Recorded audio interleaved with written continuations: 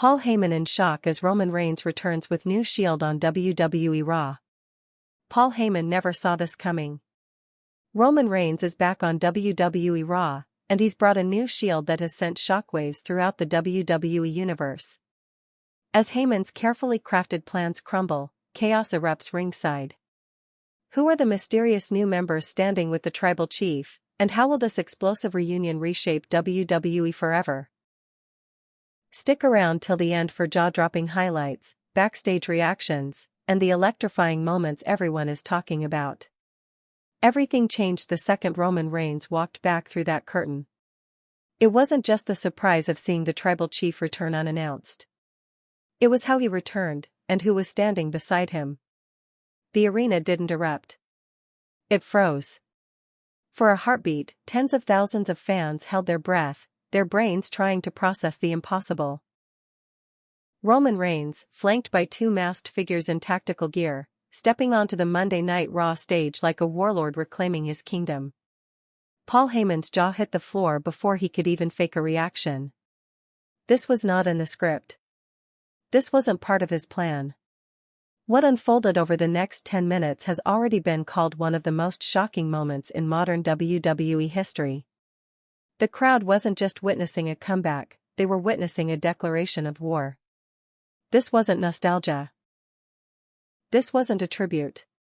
This was a message. And the message was clear: the Shield is reborn, but not as you remember it. In this video, we're breaking down everything: Roman's seismic return and how it caught even the top brass off guard.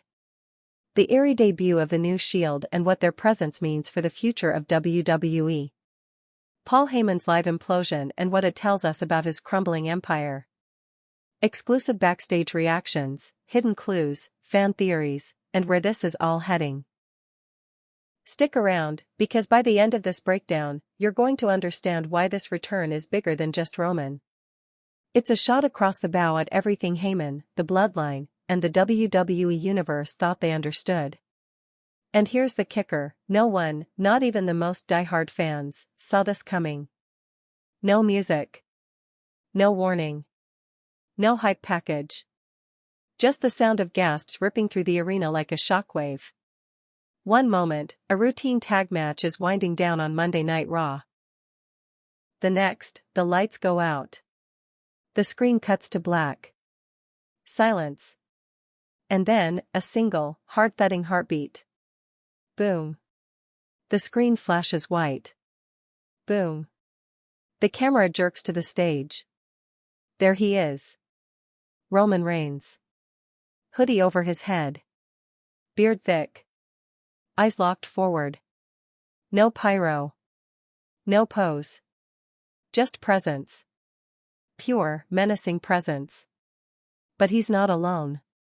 On either side of him, two massive figures stand cloaked in black tactical gear.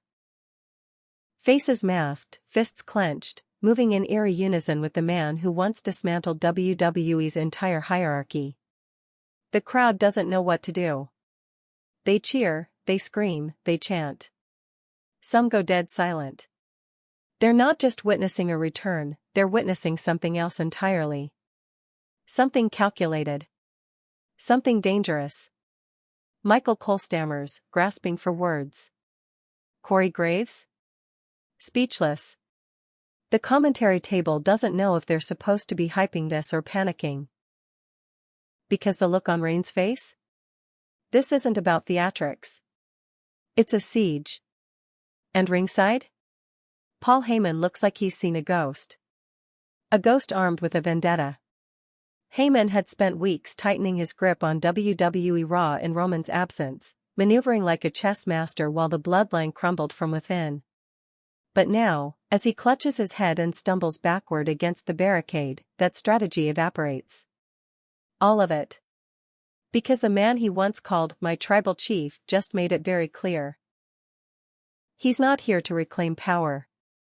He's here to destroy what power became in his absence. And the Shield? It's not nostalgia. It's a weapon. Security didn't move. They couldn't. The atmosphere inside the arena was paralyzed. Reigns walked slowly, deliberately, like a general surveying a battlefield that was already his. The two masked enforcers followed him step for step, their presence raising more questions than answers. Who were they? Why now? Were they mercenaries? NXT call-ups? Or worse? Former enemies turned disciples? As Roman made his way down the ramp, the cameras cut to fans in the crowd. Some held signs. Some held phones.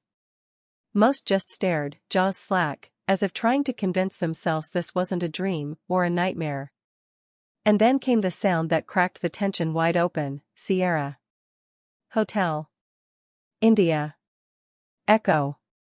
Lima. Delta. The old Shield entrance static roared through the speakers. The arena exploded. That sound hadn't echoed through a WWE event in years. And yet here it was, weaponized. Roman wasn't reviving the Shield to honor the past. He was resurrecting it to send a message: this is no longer about justice. This is about vengeance. As the trio circled the ring, the camera caught Heyman practically hyperventilating. He wasn't just caught off guard. He was exposed. The very infrastructure he built to protect himself from a returning Roman had failed him. The tribal chief climbed the steel steps. No fireworks. No posing on the turnbuckle. He stepped through the ropes with the ease of a man walking into his own house. The crowd chanted his name, but cautiously. They didn't know which version of Roman Reigns they were dealing with. The dominant champion? The calculating mastermind? The broken veteran seeking redemption? Or something else entirely? Roman took the mic, but didn't speak. Not yet. Instead, he turned to one of his masked allies and nodded. The figure reached up, slowly, and pulled back the mask, and the crowd lost it. Because beneath it was a face they knew. A former rival. A man who once swore he'd never stand with Reigns again. Now, he stood in full Shield gear, eyes cold, lips sealed. Reigns smirked. And then he finally spoke. "Acknowledge us. Acknowledge us." 2 words. But the impact was nuclear. The crowd's roar surged into something primal, equal parts awe, fear, and adrenaline.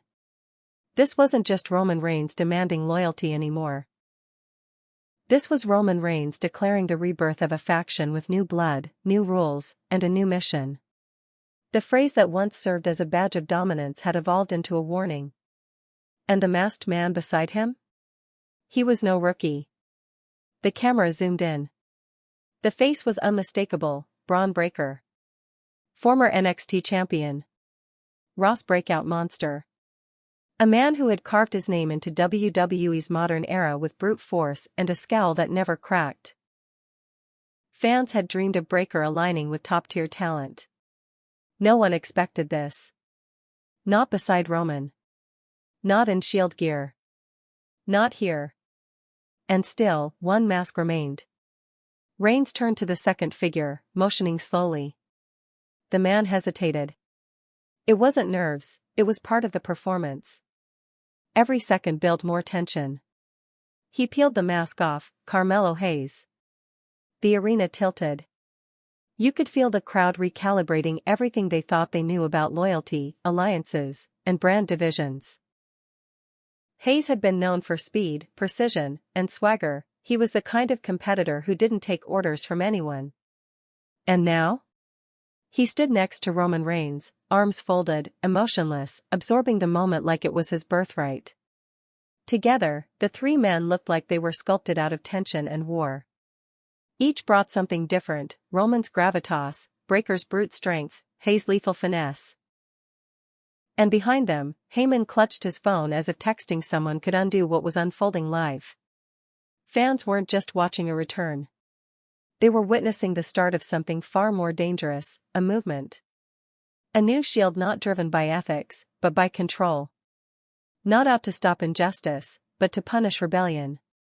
The Shield was no longer about unity. It was about supremacy. And Roman Reigns?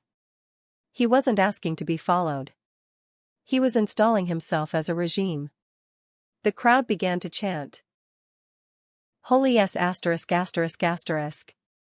Holy yes asterisk asterisk asterisk. You could see it in the faces of the superstars watching backstage. This wasn't just a swerve.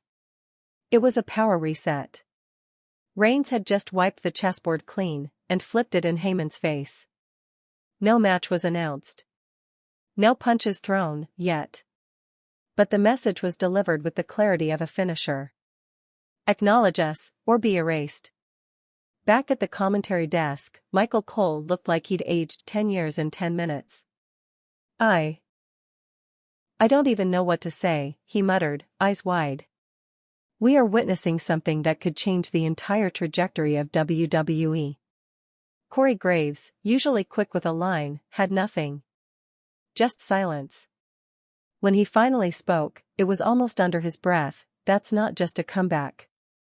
That's a declaration of war. You could tell WWE wasn't ready for this, not just creatively, but logistically. Production missed camera cues. The arena lights lagged on transitions. The Titantron showed Roman's old entrance graphic for a split second before cutting to black. The machine had been caught off guard, just like everyone else. Backstage, the energy was electric and unstable. Superstars were seen watching monitors, whispering, shaking their heads. A few looked genuinely worried, not in character, but as people who understood that when someone like Roman Reigns changes the rules, careers get rerouted. No match had taken place. No chair shots, no spears, no Superman punches. But the damage had already been done. Roman Reigns hadn't returned to fight. He returned to take control without throwing a single punch. That's what made it terrifying. The Shield was once a unit forged in brotherhood. Rollins, Ambrose, Reigns, 3 men who brought chaos in the name of justice. Now? That legacy had been hijacked. Twisted. Rebuilt as a mechanism for domination. And make no mistake, Breakker and Hayes weren't sidekicks. They weren't henchmen. They were weapons, chosen for specific traits. Reigns didn't recruit them for nostalgia. He recruited them to enforce. To dominate. To leave no room for rebellion. The mind games had already begun. And at the center of it all, Paul Heyman, still ringside, still frozen. His face said it all. The man who'd guided Brock Lesnar to glory. The man who'd anointed Roman Reigns as tribal chief. The man who'd controlled every narrative. Now realized he wasn't managing the story anymore. He was the story. As the new Shield exited through the crowd, just like the old days, the camera lingered on Heyman. Hands on his head. Eyes wide. Sweating. Exposed.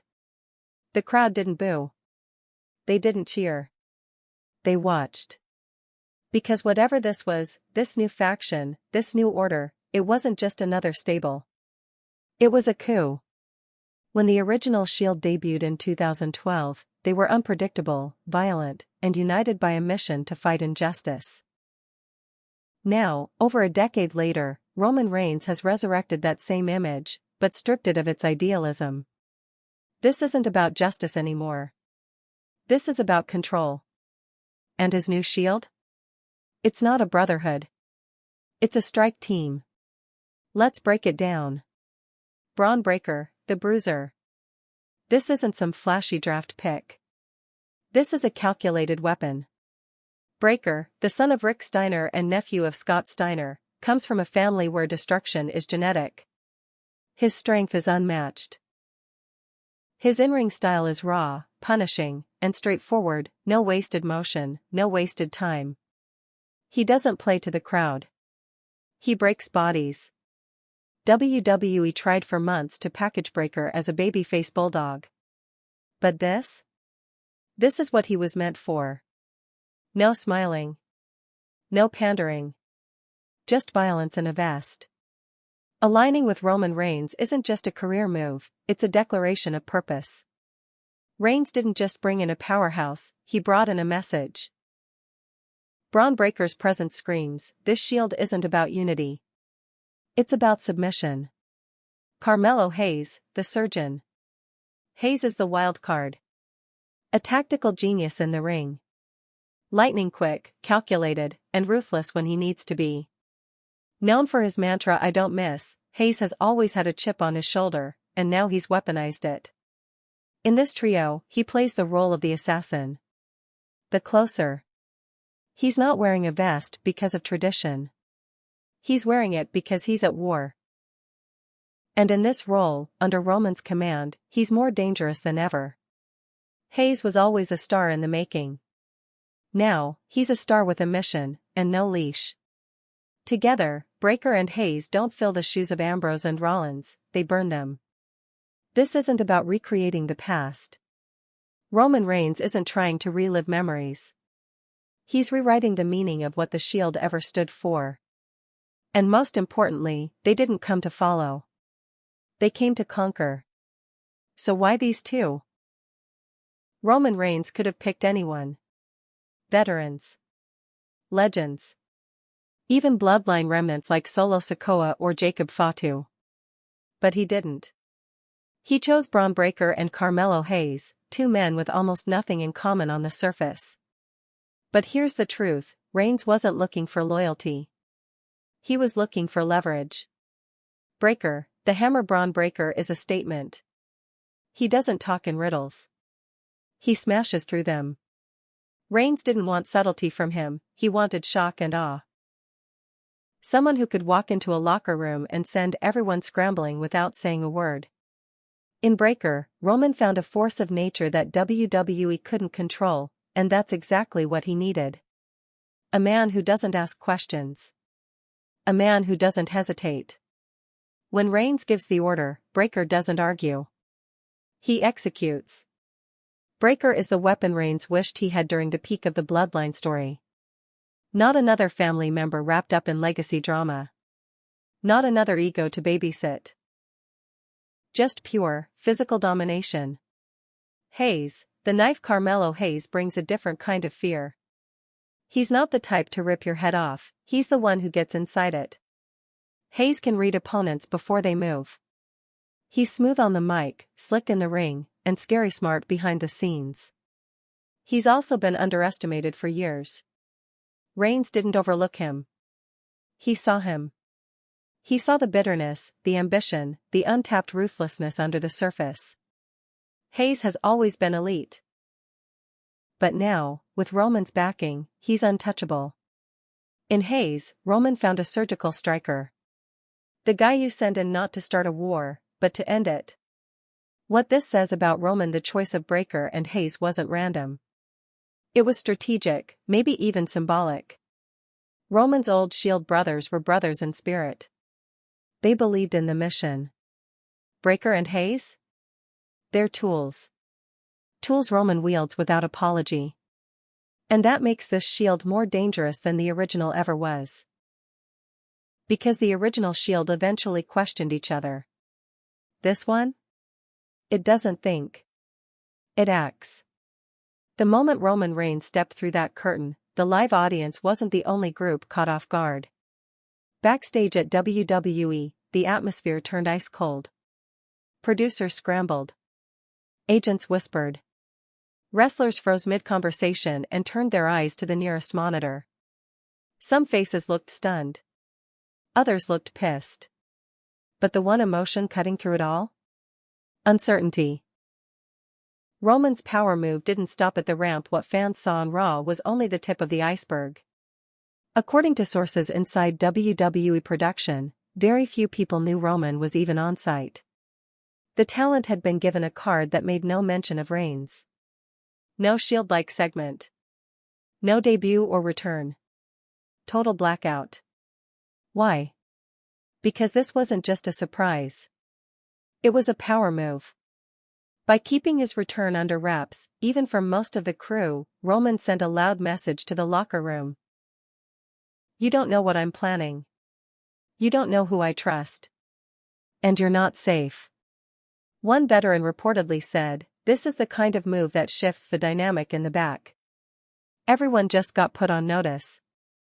New tension among the roster. Several superstars, especially those recently in title conversations, are reportedly frustrated. Some believed they were in line for a push or angle post-draft. That was before the new Shield dropped like a hammer on the entire pecking order. Guys don't know where they stand now, one insider shared. When Roman moves, creative moves. Everyone else scrambles. The locker room is also buzzing about the message it sends to Bloodline members. Is this Roman breaking off from his own family permanently? Is he replacing them? Reinventing the concept? No one's sure. That's the scary part. Triple H's reaction? Silence. Even more interesting? No official comment from Triple H. The head of creative hasn't tweeted. No post-show press conference. No appearance on Raw Talk. He's letting the moment breathe, or he's trying to figure out how to respond internally. And fans noticed. The WWE Universe thrives on social media buzz, and silence is its own kind of statement. It's fueling speculation that this wasn't just a scripted moment. It was a creative power play. And everyone, executives included, got blindsided. What's next? Strategy, power, and the path ahead. Now that Roman Reigns has realigned the entire landscape, one question sits above all others: what is the new Shield's purpose? Because make no mistake, this isn't just a trio for the sake of nostalgia. Roman didn't revive the Shield because he missed the old days. He did it to reset the board.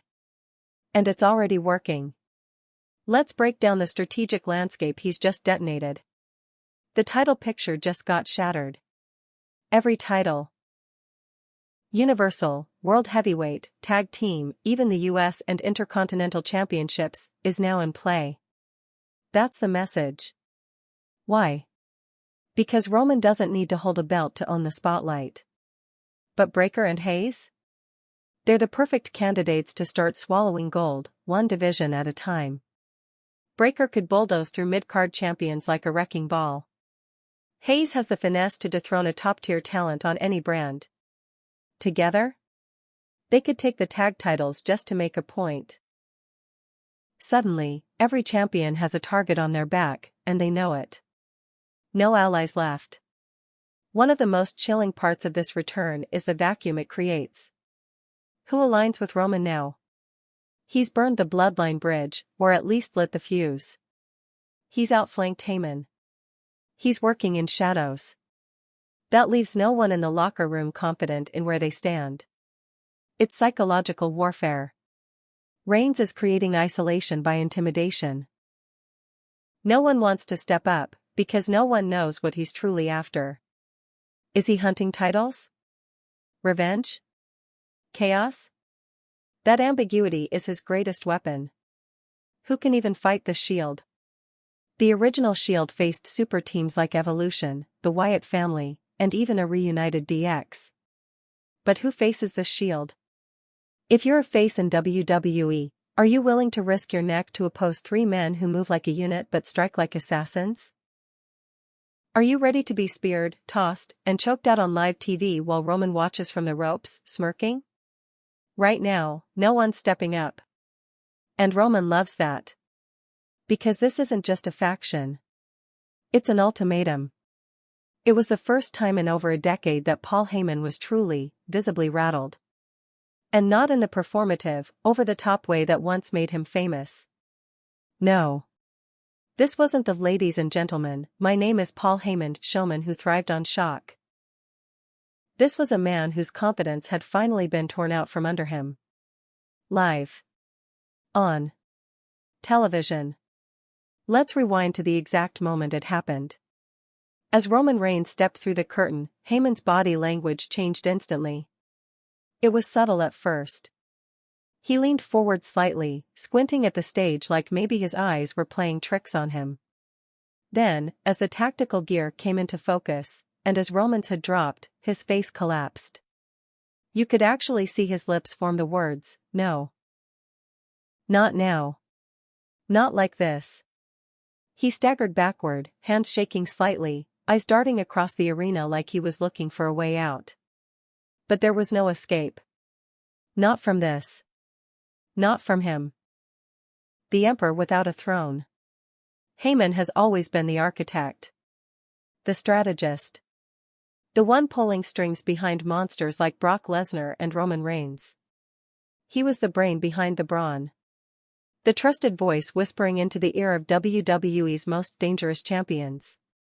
But the problem with building empires is this: eventually, the king returns.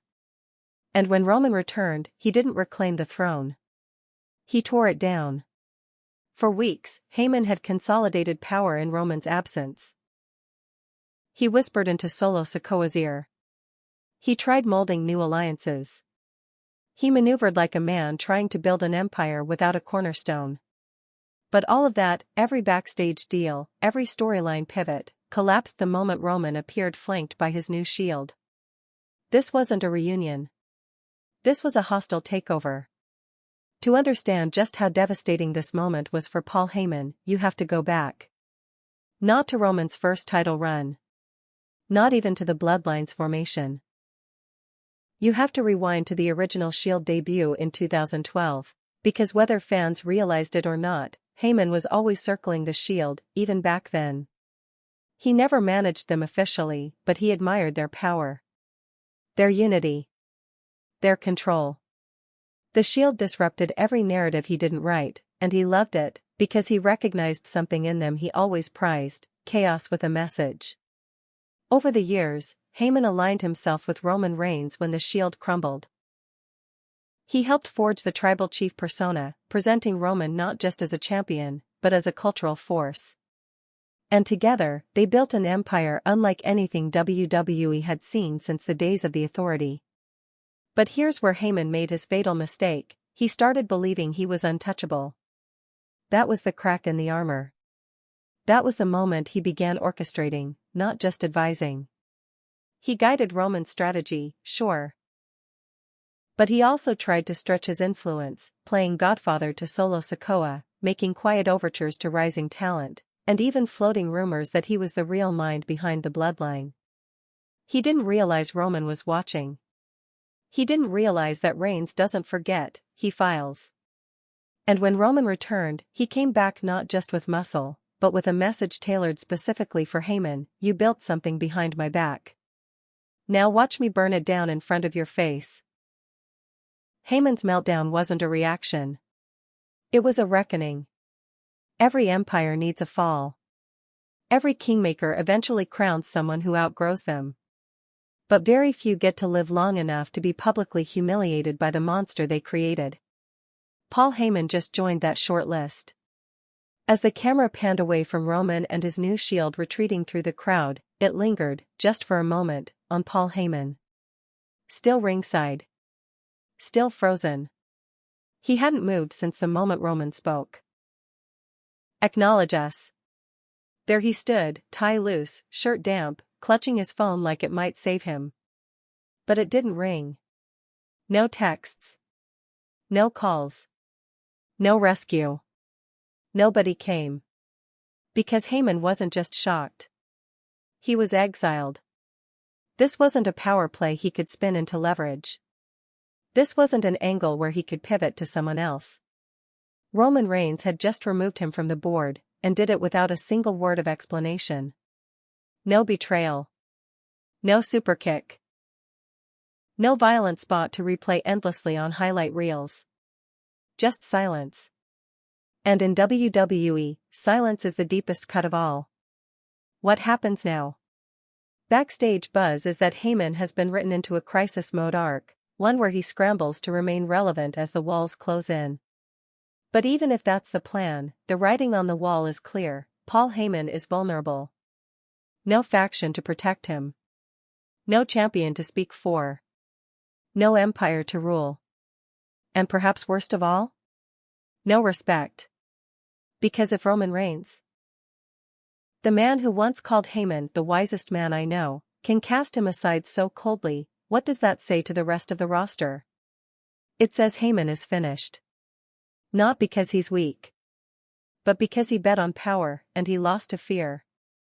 And in the current WWE landscape, fear wins. The moment Roman Reigns and his new Shield exited through the crowd, Monday Night Raw ceased to be a wrestling show. It became an emergency. Backstage, officials scrambled to recover. Agents were seen barking orders into headsets. Producers rushed to rewrite segment blocks. The show was running, but no one was in control. Because after Roman's return, the match that followed? Didn't matter. The promo? Cancelled. The post-match interview? Pulled.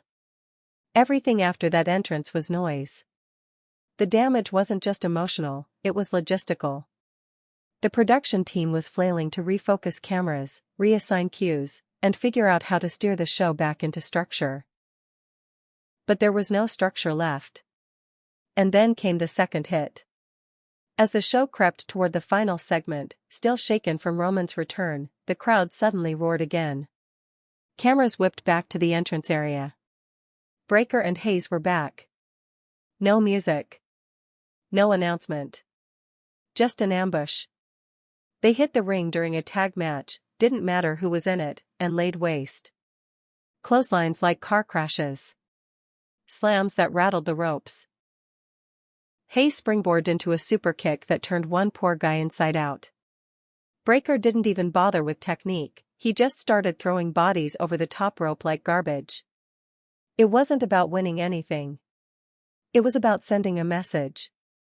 This wasn't a Shield-style tactical assault. There was no surgical execution. This was blunt trauma. Controlled chaos. Targeted annihilation. And the fans? They weren't booing. They were screaming. Not in protest.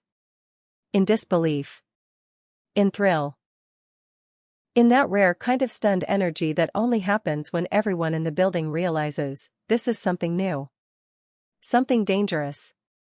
Security rushed in. Too slow. Staff tried to intervene. Wrong move. One official took a spear so vicious it knocked his headset 10 feet off his head. No music hit. No one came to stop it. Because no one wanted that smoke. The fallout on air and off commentary didn't know what to say. They tried to salvage the script. Call the action like it was just another shocking moment, but it wasn't. This wasn't a twist in a storyline. It was a system failure. Michael Cole tried to regain control. This wasn't scheduled. We're being told none of this was cleared with production. Graves, more shaken than usual, cut in. They're not here to make a statement. They're here to erase statements. As the beatdown ended, Breakker and Hayes stood tall in the ring, no pose, no theatrics. Just standing over wreckage. Broken bodies and scattered gear. Then, just as suddenly as they arrived, they left. No words. No gestures. Just the sound of boots on steel as they exited through the crowd again, slipping out of view like phantoms. And that silence? It said more than any promo ever could. Once off air, WWE's production compound was reportedly a war zone. Multiple producers were seen arguing about what should have aired, whether the ambush was supposed to go that far, and who actually approved it. Spoiler. No one did. This wasn't planned destruction, it was a declaration. Raw's internal structure had been exposed as fragile. Creative teams, segment directors, even security realized that if Roman wanted to, he could hijack the show again. And no one would be able to stop him. According to sources backstage, one veteran talent said, "This is worse than when Nexus debuted. This is surgical. They're not hungry kids. They're soldiers." Other superstars were furious. Some hadn't had their segment air. Others were told to be on standby and never got the call. A few were seen packing early, tight-lipped, frustrated, and visibly shaken. The locker room was divided into two camps, those who felt threatened. And those who were thinking, how do I get on Roman's radar? Because here's the harsh truth, some people weren't horrified. They were envious. Roman Reigns had just walked in, reset the board, and made WWE his again. All without lifting a single finger. Who paid the price, and who's next? As Raw went off the air and the cameras cut to black, the damage wasn't just physical. It was political. Multiple superstars, some of them top-tier names, had their planned spots cut or reshuffled last minute. One tag team was seen arguing with producers backstage, furious about being fed to Roman's hit squad with no warning. Another mid-card champion reportedly stormed out of the arena within minutes of the show ending, muttering only one thing: "I'm not playing backup to someone else's reboot." But that's exactly what Raw is now, a reboot in real time under Roman's thumb. And everyone knows it. Here's what's terrifying: Roman never issued a single direct threat. He didn't demand title shots. He didn't name enemies. He didn't challenge anyone. He didn't need to. The message was coded in action. The entrance with Hayes and Breaker. The destruction in the ring. The silence afterward. It was a psychological assault on the roster. By not naming names, Reigns created universal uncertainty. Now, everyone thinks they might be next. Everyone is watching their back. That's control without confrontation. And it's the kind of mind game Paul Heyman would have applauded if it wasn't being played against him. Management in panic mode. According to reports, top creative executives were in scramble meetings immediately following Raw. Several producers demanded to know what the long-term plan is. Some insiders say even Triple H was caught off guard by how hard and fast the crowd reacted, and how unstable the roster became afterward. This wasn't just a hot return segment. This was an ecosystem shift. Expectations are now sky high for the follow-up on SmackDown, but insiders are worried: how do you top this? What's next without losing the mystique Roman just created? One source put it bluntly: if next week feels scripted, it's over. Roman has everyone believing this is real. WWE can't afford to blink. And so the question lingers in the air, thick and unanswered: who's going to step up? Who's going to look Roman Reigns in the eye, stare down Hayes and Breaker, and say, "Not on my show"? Because if no one does, then Raw isn't just Roman's yard again. It's his fortress. When the lights go down, the real war begins. The moment the final camera cut on Monday Night Raw, the performance ended, and the politics started. The backstage area looked like a pressurized system ready to blow. Talent wasn't just frustrated. They were on edge. Because Roman Reigns didn't just hijack a segment, he hijacked the future. And in WWE, nothing is more sacred than a clear trajectory. Now? Nobody knows where they stand. Creative and chaos sources inside the writing room described the aftermath as chaotic and silent. That's a strange combination, but fitting. No one wanted to admit they were blindsided. But the body language told the story. Producers were seen holding emergency huddles with department heads. One source said plans for next month's premium live event were torn in half and rewritten that night. No one's character is safe right now. If you're a heel, you might get overshadowed. If you're a face, you might be next in line to get run over. Roman's return didn't just change storylines, it reprioritized the whole roster. Who's losing power? That question haunted more than a few top stars. Wrestlers who'd been floated as possible main eventers, guys who had creative freedom for months, are now being asked to sit tight or hold for redirection. Translation? You're not the main event anymore. One top-tier Raw talent reportedly had a US title run penciled in, scrapped. Another had a high-profile feud set to start next week, now delayed indefinitely. A rising tag team that had just debuted new branding? Pulled from SmackDown without explanation. They're not being punished. They're being rearranged. The entire creative chessboard has been flipped. Roman's return wasn't just big, it was disruptive. And in WWE, disruption is a weapon. When a new power rises, the smart ones don't shout. They watch. That's what's happening now. The locker room is split into 3 camps, and the lines are getting clearer by the hour. Camp 1. The threatened: these are the guys who built their momentum over the last 6 months, either through title chases, heel turns, or slow burn storytelling arcs. Roman's return steamrolled right over their build. Damian Priest, despite being Mr. Money in the Bank, now risks being a background player again. Finn Balor, a veteran trying to regain a main event spot, reportedly looked furious backstage after being pulled from a key segment. Gunther, once seen as an unstoppable mid-card juggernaut, may now be positioned as a stepping stone for Roman's new faction. These guys don't just see Roman as competition, they see him as a ceiling. And in WWE, ceilings crush careers. Camp 2, the opportunists. Some wrestlers, though? They see Roman's return as a shortcut to relevance. If you can't beat him, align with him.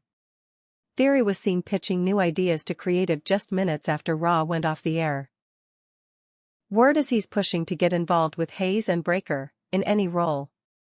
Grayson Waller posted a cryptic tweet minutes after the show, "When kings return, smart men kneel."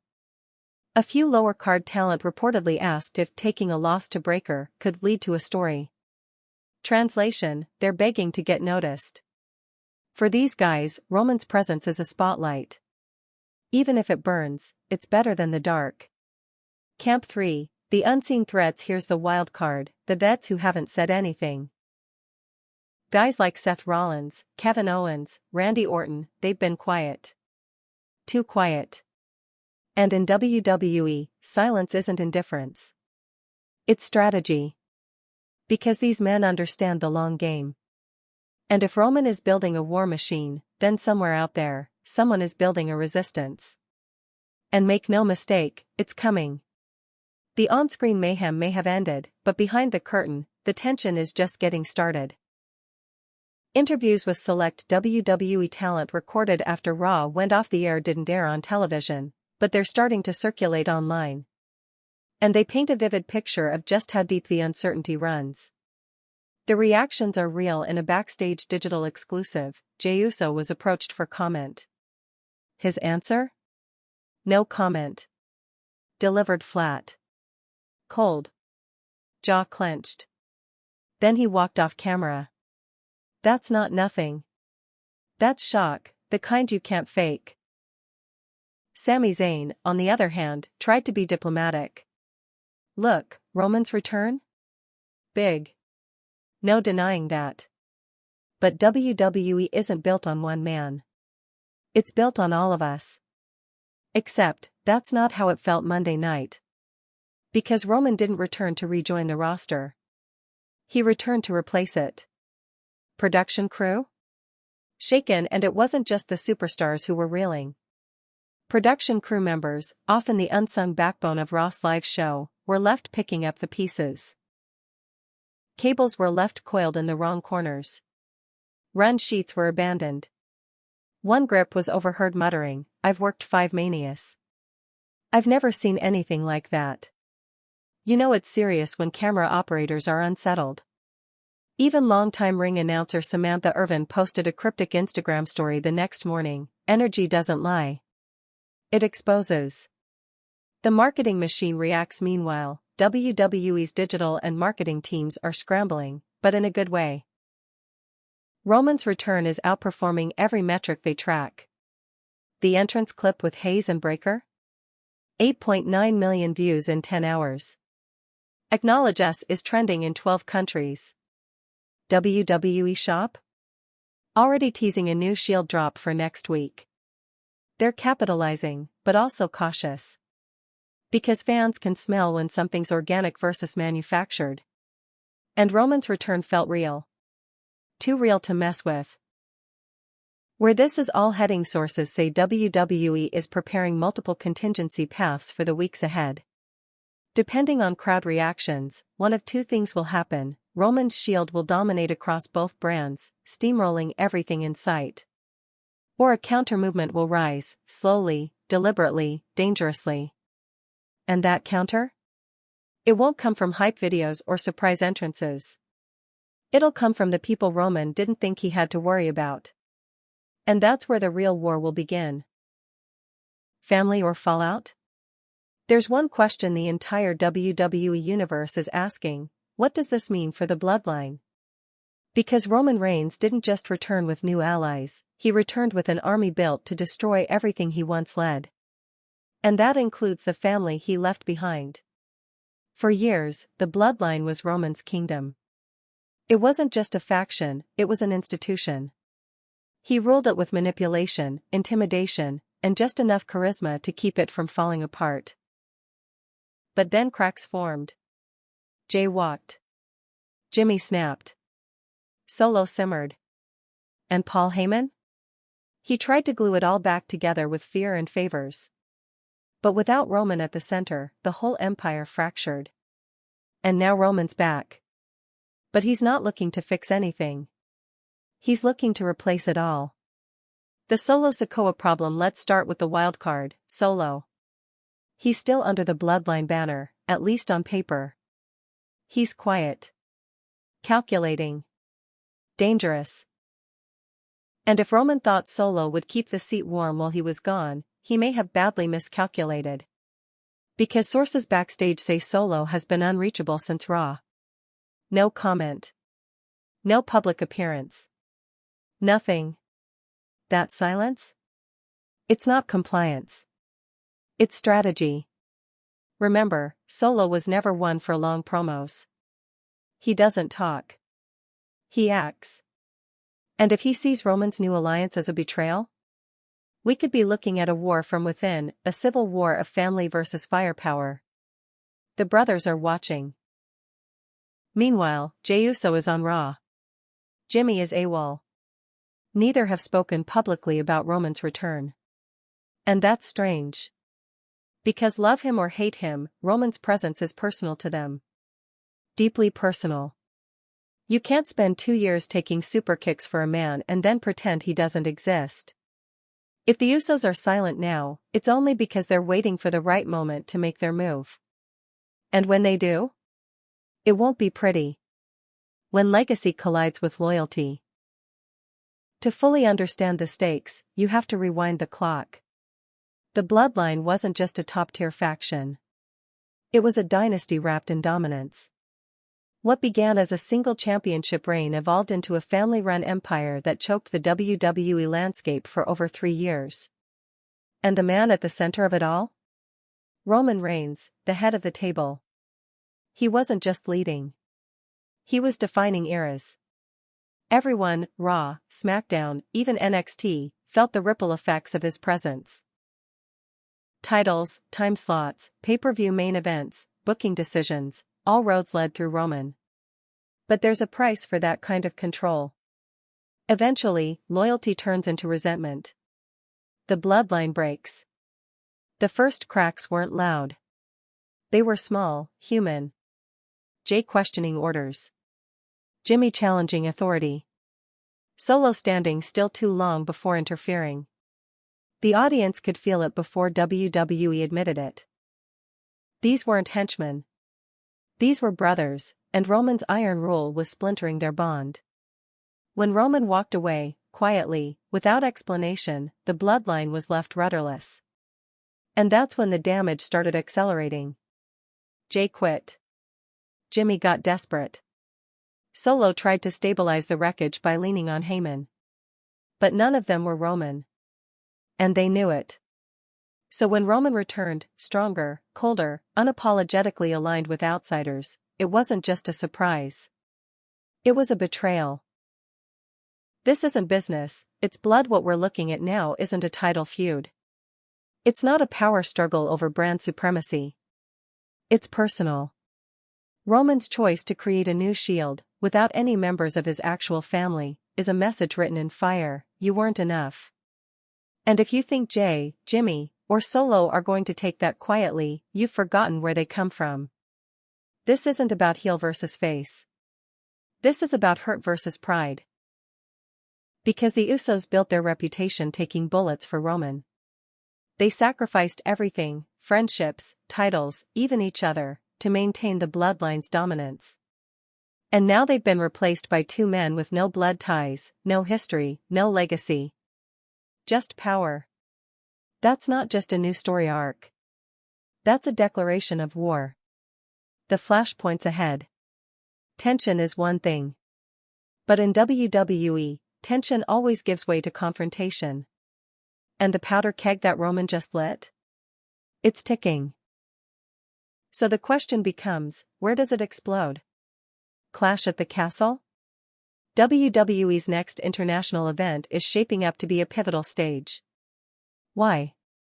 Because Roman Reigns thrives under pressure. And he doesn't show up to B-level shows unless something major is on the line. The timing is perfect. Reigns returns. The Bloodline's future hangs in limbo. The WWE Universe is demanding answers. Here's a likely scenario insiders are already whispering: the Usos appear, unannounced. They don't talk. They stare. Hayes and Breakker step in front of Roman. And the crowd loses its mind. No fists need to fly. No promos need to air. Just the visual of legacy versus reinvention. That's enough to blow the roof off. Solo Split don't sleep on Solo Sikoa. He's always been quiet. But his presence is thunderous. And what happens when he finally decides where he stands? If he backs Roman, the bloodline may die for good. But if he sides with his brothers? Roman's new army isn't dealing with a rebellion. It's dealing with a war on two fronts. The silent enforcer becoming the symbol of rebellion? That's WWE poetry. And it's very much in play. A family feud for the ages. Look past the belts. Forget the brands. This story is bigger than business. This is betrayal at the highest level. Roman didn't just pick new soldiers. He picked strangers over blood. And not just any strangers, young stars hungry for dominance. Breakker and Hayes didn't grow up with Roman. They don't owe him anything. They follow because he commands. Not because they love him. Because they fear what happens if they don't. The Usos? They followed out of loyalty. That's the tragic divide. And that's what makes this war inevitable. This isn't about who wins the next PPV. This is about who deserves to be at Roman's side. And more importantly, who survives being across from him. The internet didn't react, it rioted. The moment Roman Reigns returned on Raw, the internet didn't just light up. It exploded. Within seconds, #RomanReturns was trending worldwide. Within minutes, fans were flooding every social platform with clips, reactions, rewinds, slow-motion breakdowns, and questions, so many questions. And while WWE's production team went into damage control behind the scenes, online, the WWE Universe went into detective mode. Here's how the digital shockwave unfolded. The platform formerly known as Twitter saw over 230,000 tweets about Roman's return within the first hour. And most of them had one of three vibes: what is happening? These were pure shock tweets. No analysis. No filters. Just capital letters, exclamation points, and disbelief. This just changed everything. The diehards immediately recognized the shift. They knew this wasn't a one-off return. This was a new chapter. The conspiracists. These fans dove headfirst into speculation. And we're not talking light theories, we're talking red string on the wall energy. Hayes wore black and white last week. Breakker didn't show up to NXT. Roman dropped a cryptic IG story 3 days ago. It was all planned. And maybe, they're right? If Twitter brought the chaos, TikTok brought the art. Within hours, the platform was flooded with edits of Roman's return, timed to epic cinematic scores. Split-screen comparisons of old Shield versus new Shield. Slow-mo breakdowns of Heyman's facial expressions. Fan theories explained in dramatic 30-second monologues. One creator gained 112,000 followers overnight just by dropping a frame-by-frame analysis of Hayes' ring gear and linking it to past Roman promos. Look closely at the emblem on the glove. That's not just stitching, it's a phoenix. Rebirth. This is intentional. The internet wasn't waiting for WWE to explain the story. It was writing it on its own.